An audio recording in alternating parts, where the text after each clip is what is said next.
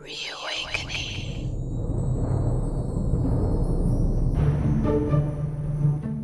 Short and seemingly silly dreams. We've all had them. But can a brief and even ludicrous sleep time vignette be a powerful and serious message from your subconscious? Find out shortly in our latest episode of Reawakenings, the Dream Interpretation Podcast. I'm your host, Chris Mann. This month, our intrepid dream interpreter, Yvonne Ryba, shares a short dream she had recently that, on the surface, was rather nonsensical. But digging deeper, as Yvonne always empowers us to do, we'll find her brief dream, and likely quite a few of ours, has a very potent meaning that, indeed, affirms her waking thoughts and aspirations. So stay tuned and let's check in again with Yvonne. Hi there, Yvonne. How you doing?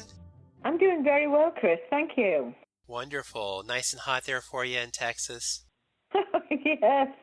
92 this morning when I was out. That's in the shade, right? Yes, that's right.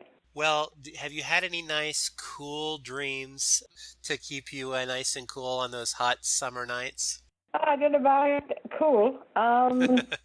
Yes, I had a very funny dream. Okay, funny's good. Yes, funny. Not too long, which is good. So I will tell you the dream and then I'll tell you what was going on, why I think I had that particular dream. Perfect. And I had it just about 2 or 3 weeks ago. So I was in a theater, which was, I think, also in like a large hall, a little bit like when you're in a big theater and you go out into the foyer for drinks. I was in that area. And there was a man talking to me. And for some reason, he wanted me to join the choir that he led. Uh-huh. And apparently it was a big deal, this choir.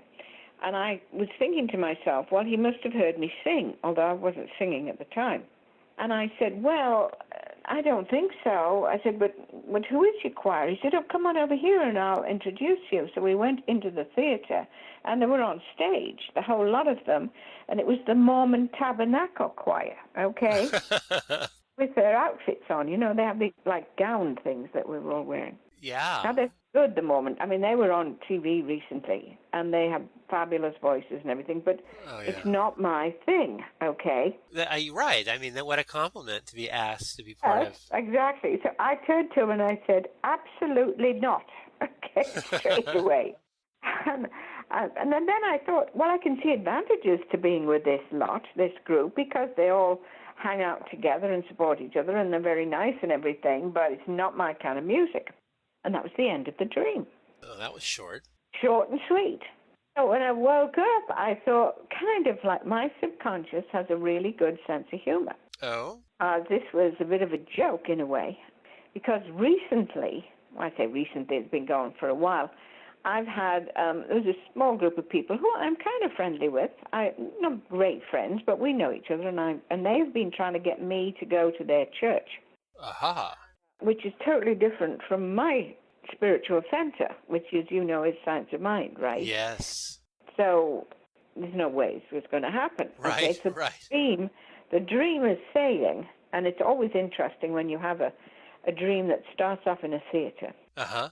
Because a theater is where you get on stage, you put yourself out there, you're on show, all right? That's right. You're doing your thing.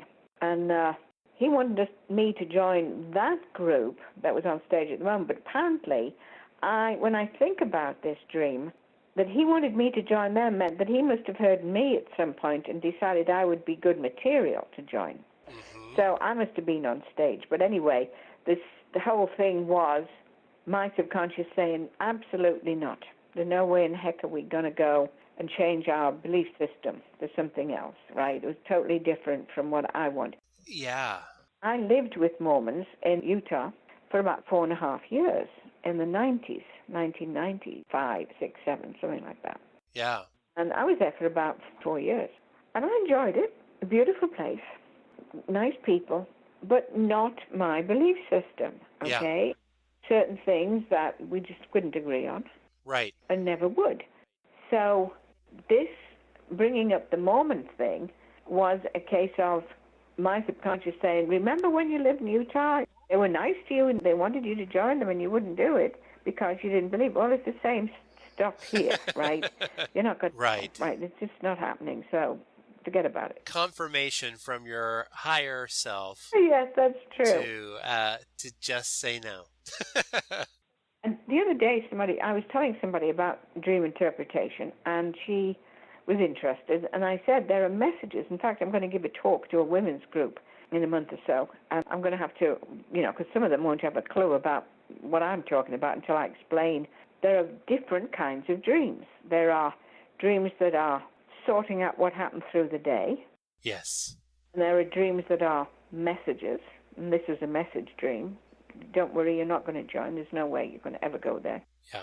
And then there are dreams that are sometimes even stronger than that, like a warning, or something's going to happen and it's getting you ready for it, which is unusual. Well, that's more like a vision or a foretelling dream, something that's coming up in the future. Prophetic, precognitive, that kind of thing. That's right. Yeah. People have those. I've had them. I know they have. Mm-hmm. But this was a message, and it had a sense of humor, and I woke up, and it's not often you wake up and have a bit of a laugh about the dream, but I thought, well, I got to write that one up. That is hilarious. I'm joining have to join the Mormon Tabernacle Choir. That is hilarious.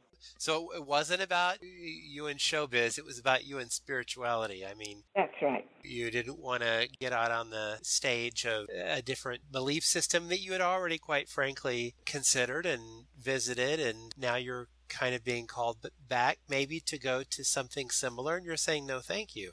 That's right. Exactly right. You got it. And that's how we are, and I believe that we're all entitled to go whatever system suits us. Right. I mean, I don't agree with some of the beliefs of other religions, but I understand why some people want to be in that. It makes them feel safe. Sure. They like the people there. Some people join a church because of the social stuff that goes on. Right. And they need that. They need to have some kind of a group, a circle of friends that they can rely upon. Mm-hmm. And they find it in this particular place. And some are very keen on what is going to happen to me when I die, and they want to know, and they go to a church to find the answers. And we all have different reasons for it. Sure. Now, I still have friends who are Mormons, and two who are very close had both had problems with alcohol when they were younger. Uh-huh. They became Mormons, and I remember saying to the husband, because we talked about religion quite a lot, and I said to him, I understand how this has, taken you, because he felt he'd had a revelation to become a Mormon. And I said, I understand that, because I said it probably saved your life. Right. Stopped. I mean, they're not allowed, no alcohol, no caffeine, no coffee, no tea. Nothing with caffeine in it, no drugs. Right. Right, medication, obviously, but... no stimulants. Yes. Yeah. And so on. There's a lot of other things as well, but this severe sort of like this restriction on stuff like that, he got to a place where he didn't drink at all. He said, I've drunk everything you can think of. And he said it would have killed me quickly. I hadn't stopped, but I had this revelation, and I became a Mormon, and there you go. So I understand why, we all have our own belief system. Sure. It was appropriate for him, but not necessarily appropriate for you or somebody else. No. It's anyway, but like I said, sometimes you get a dream with a sense of humor. You do. My mind is so twisted. If I had had that dream, it probably would have been the Osmonds, Donnie and Marie. Yeah. And then I would be stuck in is this about being a little bit country, a little bit rock and roll? Oh, yes. Oh, Chris. But for you, it was a clear-cut reference to your spiritual home and being asked to come into a different church and just saying, yes.